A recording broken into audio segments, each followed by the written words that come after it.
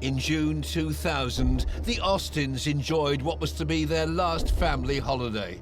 A month after this home video was filmed, 3 members of the family were dead. On the 10th of July, Claire Austin didn't turn up for her shift as a carer. Her husband, Philip, visited her place of work. He told them that his wife wouldn't be in that day because she had back trouble. A man apparently at ease with himself and with the world. In reality, Claire was lying lifeless in a pool of blood on her kitchen floor, murdered by her own husband. But Philip Austin wasn't finished yet. Later that day, he calmly collected his children from school. This isn't a red mist decision. This isn't, a loss of temper. This is a reasoned decision that a man has made that he's going to murder both of his children.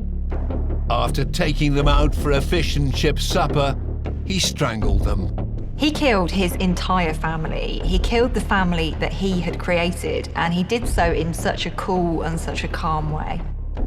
He tore half of my family out of our lives. Philip Austin had committed the unthinkable and undoubtedly become one of the world's most evil killers.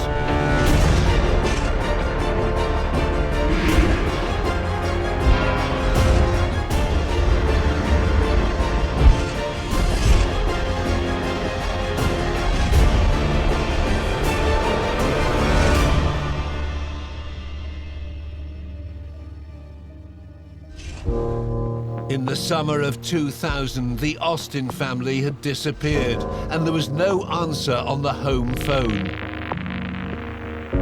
This was completely out of character, and as former Detective Inspector Andy Tennant remembers, local people were starting to worry. The children had not been at school for a week, and this was during term time, and no application had been made to take the children out of school. The community itself were a little bit anxious because they hadn't seen the family for a while. In fact, one neighbour had been out to Claire's car and had even taken the measure of marking the tyres against the curb to see if the car moved overnight, but it didn't. The horrifying truth behind their absence would soon be revealed. On Monday, the 17th of July 2000, the bodies of 31-year-old Claire Austin and her children, Kieran, aged 8, and Jade, 7, were discovered in the family home. The prime suspect was their 31-year-old husband and father, Philip Austin, who was nowhere to be found. The damage that he did was not just limited to the 3 souls who lost their lives, but it affected everyone. Relatives, friends. It was a desperate, desperate thing to do. The quiet suburban street in the Standons Barn area of Northampton had been the family's home for 8 years. They'd appeared to neighbours to be an ordinary family. Now their home was a crime scene. When we have a family who appear to be normal from the outside and there is a domestic homicide and the children are killed, there's a tendency to think that these men have just snapped, they have just lost it. But that is not what happens at all. You do not go from being a psychologically healthy individual one day to killing your family the next. These cases, they're not about a loss of control. If anything, they're a way of gaining control. This killer's story begins in 1969. Philip Austin was born that Valentine's Day in Northampton. His mother worked in a care home. His father was a lorry driver. This was a very traditional nuclear family, and he was an only child. Philip's aunt, Maureen Taylor, remembers that he was a reserved little boy. We always noticed that he was quiet. I mean, if he was with my son, he sort of opened up a bit, but other than that, he was always quiet. He was one of those boys that always stood on the sidelines, always watching, never initiating anything. After finishing school, Philip Austin went to work in a factory before securing a job in the warehouse for a supermarket chain. He was living with his mum and dad while working as a forklift truck driver. And then, in 1991, he met a girl called Claire Golden. 21-year-old Claire's close friend, Diane Beale, remembers how she loved a night out. We used to be on the dance floor dancing together and everybody was watching us and we didn't care. She was such fun, she really was. On the night in question, Claire was out with another group of friends. But she was keen to tell Diane all about her evening. She rang me the next day and said that she'd met somebody really nice. And she'd been sitting at a bar and he was at the opposite end of the bar. And he brought her a rose and then he took it round to her and that's how he introduced himself. She said he was really nice and she liked him. She was going to see him again. Claire was about 3 months younger than he was, and she was different in every way. She was fun, she was gregarious, she was loyal, she was happy about everything. Not someone you would expect to fall for this introverted night shift forklift truck driver. When Claire's mother and stepfather, Carol and Harry, met the new man in her life, he was not what they were expecting. He wasn't her type, he was quiet. I didn't dislike him or anything, you know, I just thought he was a quiet guy that didn't have a lot of interests, you know, and I couldn't blame him, he didn't share the same interest as me. 22-year-old Austin's relationship with Claire progressed rapidly. Claire very quickly became pregnant after they met. Phil moved in while she was pregnant, but she was looking forward to it, and I was happy for her because she seemed happy. She said she loved him. News that there was going to be a new baby in the family was met with excitement by the prospective grandparents. My husband used to say, I'm not old enough to be a grandfather and I'm not going to be married to a grandmother. And we used to laugh about it. On the 19th of February 1992, the family welcomed Kieran Michael Austin into the world. Harry and I went up to the hospital to see her, and it was just gorgeous. I went out and bought a video camera and I remember doing the video, trying to do this professional video. Hello, hello, it's old Granny Quinn. Yeah, Granny Quinn, yeah. Don't come alone. Thank you very much.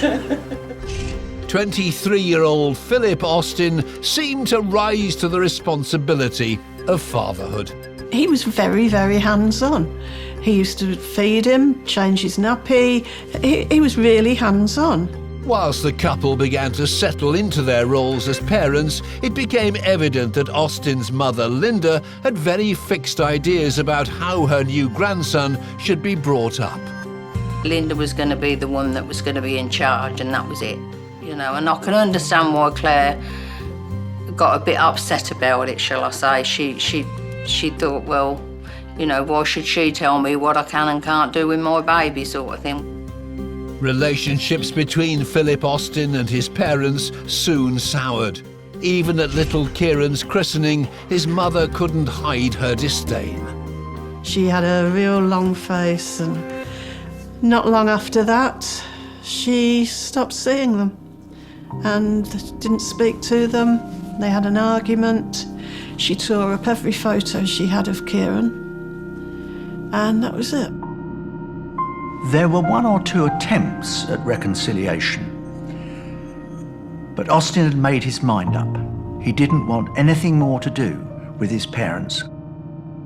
I think this is perhaps a way of Austin isolating his family from outside criticism, because when that's missing, you're not called to account for your behaviour.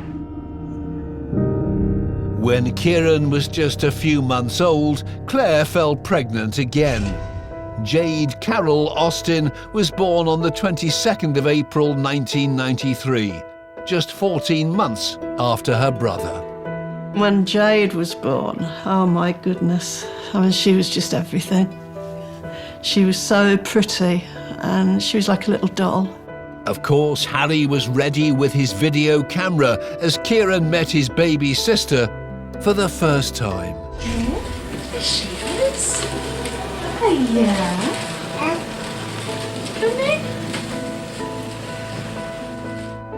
After Jade came along, well, I could see a very happy family. That's what I thought, anyway. And to make their new family even more complete, just 3 months after Jade's arrival, on the 17th of July, Claire and Philip Austin were married. It was a lovely little wedding, only a small one. I did all the video work again. That was a good day and I enjoyed it. Whilst Claire's family and friends turned up in their droves to congratulate the happy couple, Austin had only 2 guests. We weren't invited to the wedding, so none of the family were, because in the end, Philip cut himself off from everybody. His half of the church was almost deserted, whereas hers was absolutely packed. If ever there was a demonstration, a perfect example of the strange nature of their relationship, this was it. The picture showed the perfect family, but this would soon change. In just over 2 years, 24-year-old Philip Austin had gone from living at home with his parents to being a husband and father to 2 children. It's the most dramatic change that he's ever encountered in his life. As the honeymoon period came to an end, the young family settled in to their new life together. At the outset, when Kieran was born, Austin did his best to be the perfect partner, the perfect dad. But as time wore on, he found that more and more difficult to sustain. And by the time Jade arrived, his sense of isolation was beginning to grow. Having a toddler and a newborn was all-consuming, and the doting grandparents began to have some concerns about the way Austin was with his young son. He was too rough with him. You know, you would have him lying and he'd be patting him on the chest and stuff. Too hard, though. There was too much roughness in it for me. And often Kieran would end up crying, you know. Even when he was playing with Kieran, when you look at some of the family videos, even in play, he could be quite heavy-handed and raise a few eyebrows. The family began to see other things in Austin's behaviour that concerned them. After a time, he started doing strange things, like he bought a set of golf clubs, but he didn't play golf. And then he bought some weights for weight training, but he never used them. He bought himself a pair of trainers over £100. 20 years more ago, that was a lot of money. By contrast, Claire was a saver, always squirreling away money so that they could afford something nice. It caused arguments between the couple. If she did find out, that would be it. He'd grab his bag and off he'd go with a few bits and pieces, and she wouldn't see or hear from him for 3 or 4 days. She'd often ring the police and say he'd gone missing, and they'd find him and bring him back.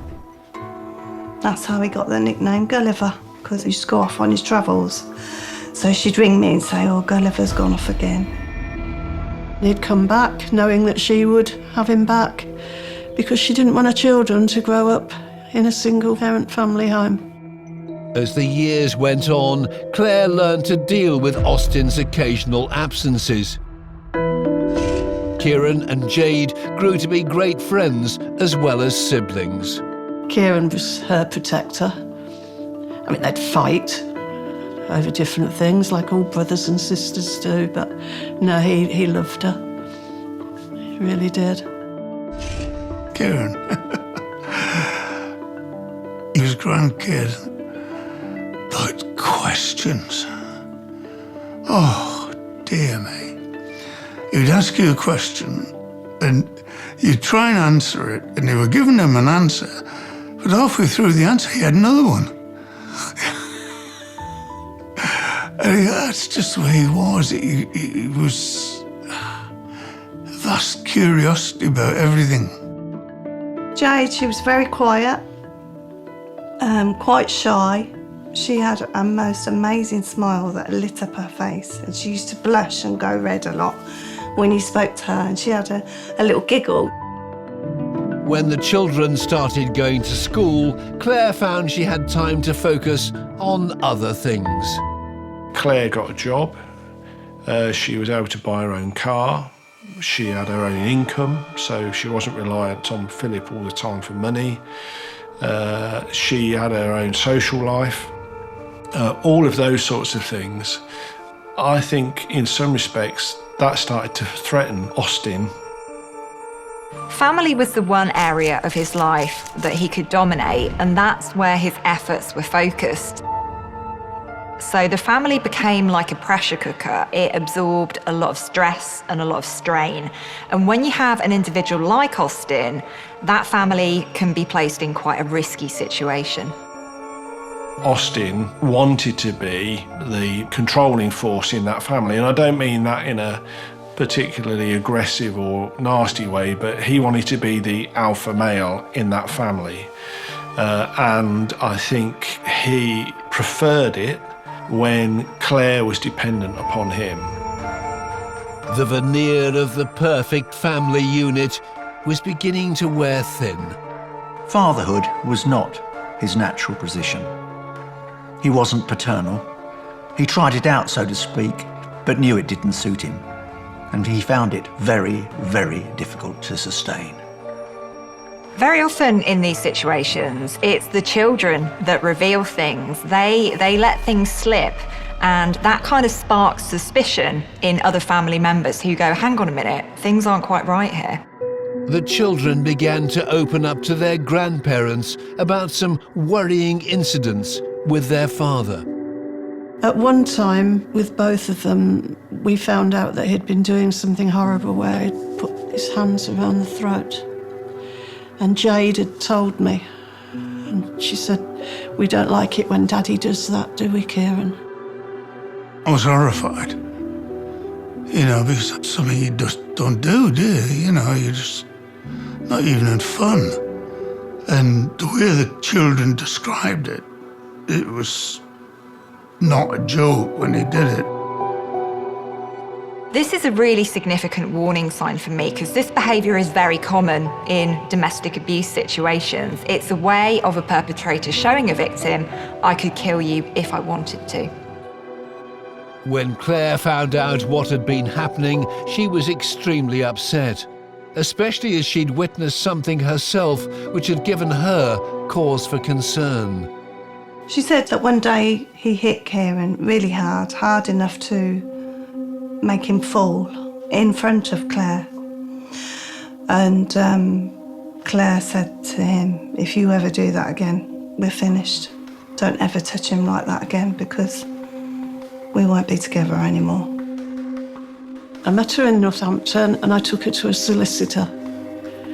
And I said, Claire, you've got to get rid of him and start again. I said, you can't live like this. I said, you know that Harry and I will look after you. I said, if you want to come live here with the kids. But he obviously talked her around. And she was here for a few days, but then she went back to him. Claire was very clear that this roughness with Kieran had to stop. Philip Austin agreed to go to counselling sessions for help. But that didn't last long. This was something that he didn't stick to because I honestly think that he didn't believe he was doing anything wrong. He literally did this to take the pressure off and to make it look like he was changing his behaviour. Nevertheless, the experience seemed to have had a positive effect on Austin. She told me that he was spending a bit more time with Kieran. They were cooking together and going for walks and playing football, and it seemed to be working and making things easier in the house. And she said, he's getting help and I think it's working. I think everything's going to be all right. Things things appeared to have turned a corner. 31-year-old Austin was making a real effort with the children and had stopped being so frivolous with money. In the summer of 2000, they went on holiday to Fuerteventura with Claire's cousin. When they came back, we picked them up from the airport. They were full of the holiday. They enjoyed it so much, and they kept talking about going on another one. And Carol evidently said to Claire, you know, come on, you know, you can't be going on another holiday straight away. Claire said, no, I've got plenty of money, got some saved up in the bank. The holiday seemed to have done them all the world of good. 3 weeks later, Carol spent the day with Claire and was pleased to hear that things between the couple were going well. We used to go shopping on a Thursday. And that day she told me that they were getting on better than they'd ever done.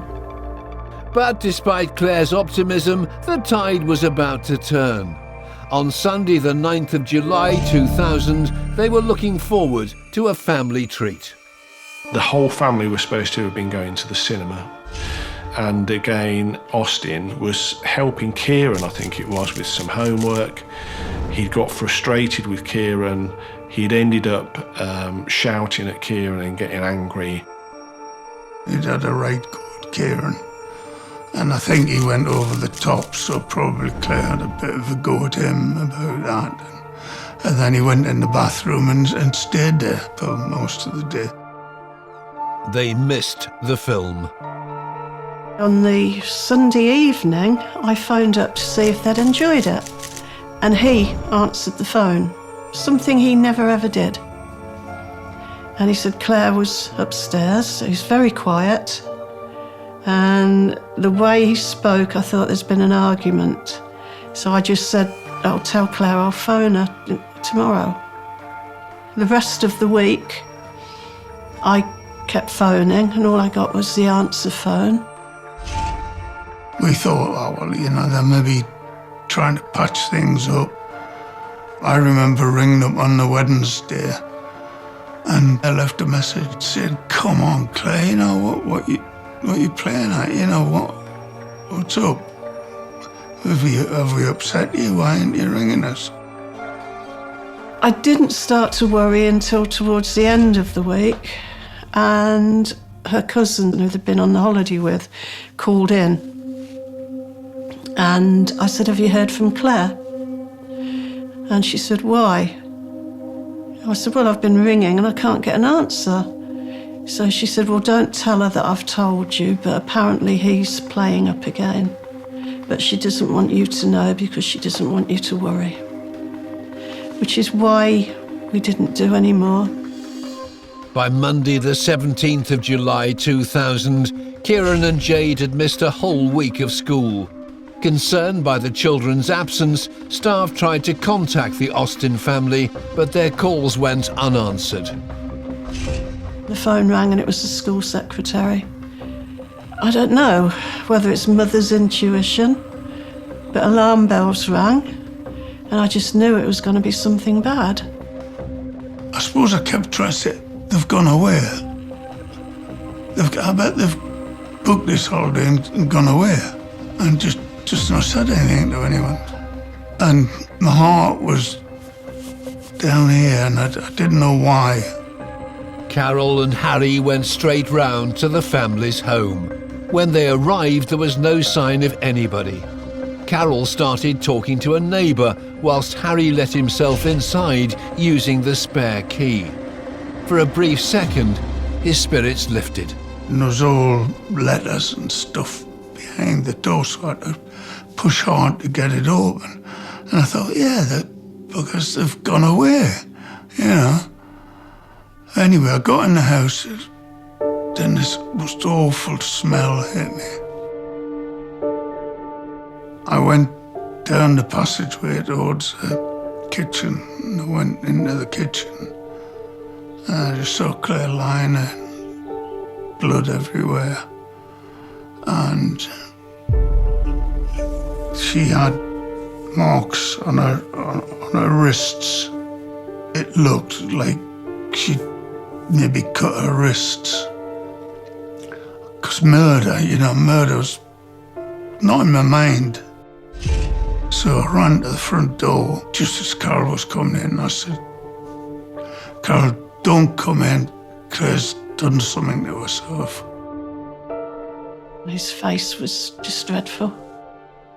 I said, no, she hasn't. I said she wouldn't. And I just went straight in. And I went into the kitchen and Claire laid on the floor. And I just stood there. Lying lifeless beside Claire was Dandy, one of the family's pet poodles. As Carol took the scene in, her thoughts turned to her grandchildren. I said, oh my God, where are those children? And I went straight up the stairs, Harry following me, and there was Kieran laying across his bed.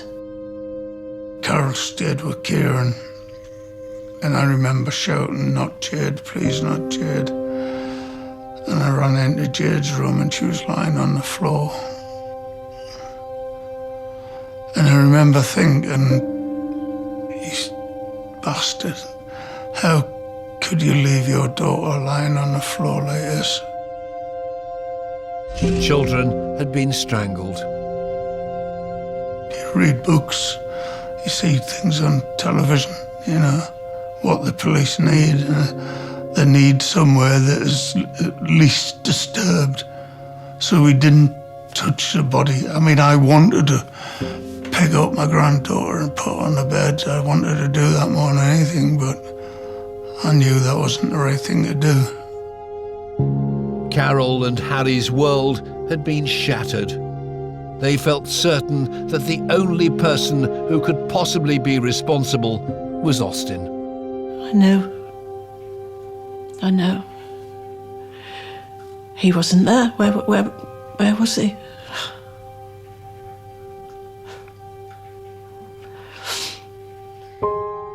Former Detective Inspector Andy Tennant remembers visiting the family home. At first everything looked normal, but then we noticed ornaments had been knocked over and there was a slipper on the stairs. And then in the downstairs toilet, right in the corner, was one of Claire's earrings. And then in the hallway, there was another one of her earrings. So quite clearly, something had happened that had caused that amount of disruption. Claire was somebody who had had self-defense training, so when Austin did attack her, she put up a really significant fight. The evidence showed that there'd been a struggle which started upstairs in the couple's bedroom and ended with Claire's lifeless body in the kitchen. The only person absent from the house was Austin, but initially we couldn't just say, well, he's our offender. He could have been kidnapped. It could have been some sort of revenge killing. He could have been out the country. We just didn't know. As the police forensics team began a lengthy examination of the house, Carol and Harry had to break the devastating news to family and friends. Later that night, Diane was woken by the phone ringing. It was Carol. And I said, why are you ringing this time of night? And she said, I have something horrible to tell you, but I need to tell you now because I don't want you to wake up in the morning and see the news on the telly. So I said, I don't understand what you're talking about. So she said, Phil's killed them all. And I said, what do you mean? She said, they're gone. The next day, the police continued their investigation. There was no other sign at the scene of any ancillary crime, if you like. There was no evidence of drugs, there was no evidence of a break-in, as an example. So with that, as your other evidence begins to build up, then you begin to focus on the only person missing from the house, that being Austin. Once the forensics examination of the scene had been completed, the search team was sent in. That was when we found the other dog that had been killed and sort of hidden away next to a tumble dryer. And then in the bedroom, we found a pile of men's clothing. Amongst that was a pair of beige cargo pants, and when those were unfolded onto some paper, quite clearly we could see blood spattering. The forensic evidence on the cargo pants suggested that the killer had been wearing them when Claire was attacked. Having discovered that Austin's car was missing, the police put out an appeal for any sightings and received a call from a member of the public. The car had been parked outside her house for about a week, so we had it lifted and taken to a forensic garage where it was again examined right the way through for any evidence that might be connected to the crime scene. In the back of the car, investigators found the remains of a McDonald's breakfast, a car magazine with several cars circled, and a carrier bag containing a rubber mallet. The sort of thing you'd use perhaps for tapping in tent pegs and the like. That had got a significant bend halfway down, and the head certainly appeared that it had blood on it. And this became apparent that this may well be a weapon that had been used in the attack on Claire. It didn't take the police long to discover that Austin had purchased one of the cars he'd circled as a getaway vehicle. The evidence was mounting, and it all pointed in one direction. Austin becomes most definitely our suspect. We're not treating him as a potential witness or another victim anymore. We definitely think he is our man. From witness statements and the evidence they discovered, investigators determined that the murders had taken place on the 10th of July, a week before the bodies were found. This meant that Phillip Austin had now been on the run for more than 7 days. This is a man who has just killed his family. So it's very important that the police track him down because only he knows what he's going to do next. It's vital that this person is apprehended. Investigators piecing together the evidence had managed to work out some of Austin's movements on that fateful day. Early on Monday the 10th of July, he'd finished his night shift at the warehouse, returned home, and had then taken the children to school. Now, normally, he'd have driven home, talked to Claire, gone to bed. Not this morning. He books an appointment at a massage parlour in Northampton. He goes for that appointment and he ends up having full sex with the lady that's providing the massage for him. He then starts to head home. He goes into a local DIY store near where they live and purchases a rubber mallet. He buys this mallet because it's something he's planning to use in the murders, and I think this emphasises how premeditated domestic homicides are. These men don't just snap or lose control, they plan them over a long period of time. From the evidence they discovered, the police pieced together the moments that led up to Claire's death. Austin had returned home armed with a mallet. He found Claire upstairs. A fight starts in the bedroom and it continues down the stairs. Claire goes to the front door and opens it. Austin comes up and slams it so that no one can help her. He is trying to strangle her, but Claire actually gets away from him. She overpowers him and pushes him off and runs back through the house, but she ends up on the floor in the kitchen. And Austin's on her straight away, and then begins a sustained, violent attack. Austin continued to strangle Claire and beat her with the mallet before stabbing her with such force that the knife broke. He then goes back to the kitchen drawer, takes another knife, continues to stab her with that, and then retrieves a bra from the wash basket that's in the kitchen and again throttles her with that. Any one of those assaults would have been enough to kill her. After he's killed his wife, self-preservation kicks in. So he changes his clothes, he goes to his wife's workplace, and he tells her colleagues she's not going to be in for a while because she's injured her back. Now, the very fact that he's able to go through with this rather convincing performance does show me how little remorse he has. 31-year-old Philip Austin had subjected his wife, the mother of his children, to a lengthy and brutal attack. Later that day, he killed his son and daughter too. The evidence proved that he'd planned the murders and his getaway in advance. Back in the incident room, investigators had been following the latest information on Austin's whereabouts. Bank records revealed that he'd been using his debit card whilst on a tour of the north of England, visiting the seaside and staying in bed and breakfasts.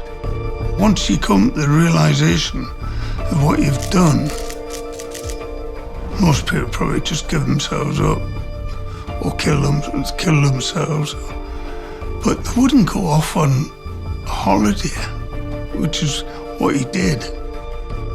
He was a quiet customer, paid his bills on time, might go to the pub for a drink in the evening, but in effect was keeping quite a low profile and wasn't really raising anybody's alarm bells. Despite following up on every lead, the police still hadn't caught up with Austin. However, on the 20th of July, they had a breakthrough.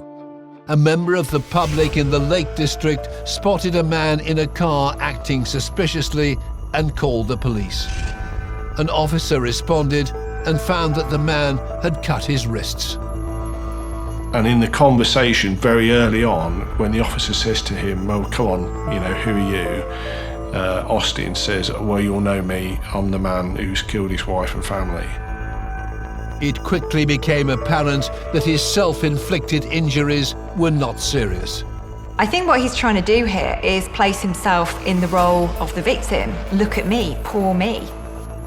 Austin was flown back down to Northampton to face questioning. Potentially still at that time, he could allege somebody else had committed the offences, or he could allege again that, he'd been kidnapped and abandoned up north, or he'd got amnesia or anything, we didn't know. But actually, Austin gave us a full account almost from as soon as we turned the tapes on. Under police caution, the 31-year-old detailed the attack on his wife, explaining that it started with a row. He says that at some point during that argument, the red mist comes down and he takes a swing at her, forgetting that he's got the mallet in his hand, and he catches her on the arm. They then end up having a full-blown fight. That version of events did not wash with Andy. At what point does that red mist stop? Because during that assault, particularly once they're in the kitchen, he's making decisions about where he's going to go, what he's going to use, what implement he's going to pick up next. That doesn't sound like red mist to me. That sounds like a man who's intent on murdering his wife. The police already knew that Austin had purchased a car before collecting 8-year-old Kieran and his 7-year-old sister Jade from school. But Austin revealed he'd taken the children on a drive lasting 7 hours. He goes over to the East Coast. They buy fish and chips, and he buys the children some drinks. But even at that stage, he's lacing their food and their drinks with a herbal sleep agent. And they only really go home when Austin's satisfied that they are very sleepy. Austin claimed that he returned home having forgotten what he'd done earlier that day. He recounted that he put the children to bed, and later that night, Jade woke up. He's trying to make out that he had some kind of episode in which he killed his wife and he killed the dogs. And it's only when his daughter asks him for a glass of water and he goes in the kitchen to get that he sees the bodies and he remembers what he's done, and then that triggers his later behaviour. And I think this is an absolute load of nonsense. Austin remembers exactly what he's done because he's following through a very carefully constructed plan. He says at that point, the only way forward he could see was to kill the children. This isn't a red mist decision. This isn't, a loss of temper. This is a reasoned decision that a man has made that he's going to murder both of his children. Whilst he was retelling these horrific crimes against his own family, Philip Austin showed no sign of emotion or remorse. At the end of the interview, I recall that the officers were saying they'd asked him how he felt about what he'd done. And after a moment's thought, Austin said, well, I'm not proud. And that was the sort of most we ever got out of him in terms of how he felt. Once in prison, Philip Austin contacted his aunt and uncle for the first time in more than 8 years. He was allowed to phone somebody up, and the only person he phoned was Roger, my husband. Didn't phone his mum and dad, wouldn't have nothing to do with them. We went to see him and asked him, what the hell are you doing, do you realise? And all he was worried about was things in the house that belonged to him. And Roger slammed his fist on the table that we're sitting at, and he said, you've got more to worry about than the things in the house. And I just got walked out crying. Over the next 4 months, as the trial drew near, Austin's legal team attempted to put forward a defence of not guilty on the grounds of diminished responsibility. The way it was summed up for me was they were trying to get a psychiatrist that would say he was mad and not bad, and nobody would. So he went to trial as bad. On the 22nd of March 2001 at Northampton Crown Court, Philip Austin changed his plea to guilty. He was sentenced to life in prison with a minimum term of 15 years. The prosecution felt this was too lenient and appealed. David Blunkett, the then Home Secretary, increased it to 20.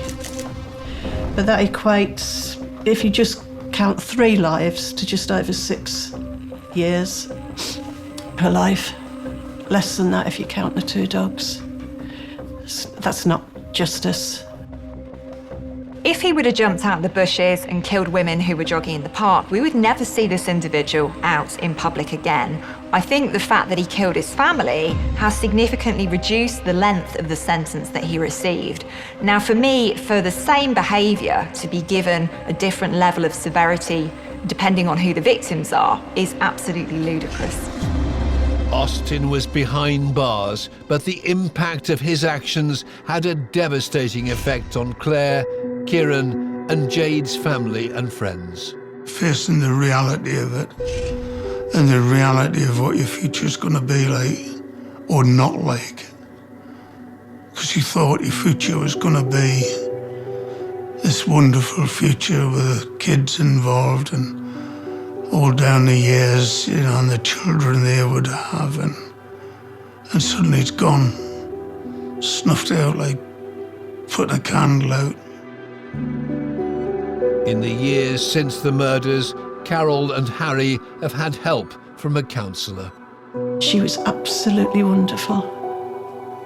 Really, really wonderful.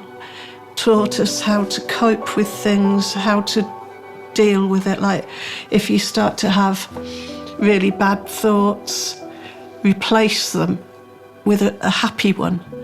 And I always replace it with seeing Jade and Kieran standing at the window waiting to go out with us for a day, and they'd be jumping up and down and running out to the door and running up the path to us. There is the possibility in the near future that Philip Austin may be set free. Those that knew Claire and the children hope they will never see that day. He's never said sorry, he's never said why. He doesn't seem to have any remorse of any kind. He's a very, very dangerous man. I think the level of violence that he used against Claire was completely unwarranted and unnecessary. And he had plenty of opportunity not to kill the children. Does that make him evil? Yes. He's a monster. To be able to do what he done and still live with himself calmly. He went on a tour after slaughtering his family. You must have an empty soul, and no soul at all, to be able to do that. We may never know the real motivations behind Austin's actions. What is certain is that his claims of a red mist moment cannot possibly be true. His crimes were carefully planned. He purchased a mallet for the sole purpose of murdering his wife before calmly collecting his children from school, drugging and strangling them, making Phillip Austin one of the world's most evil killers.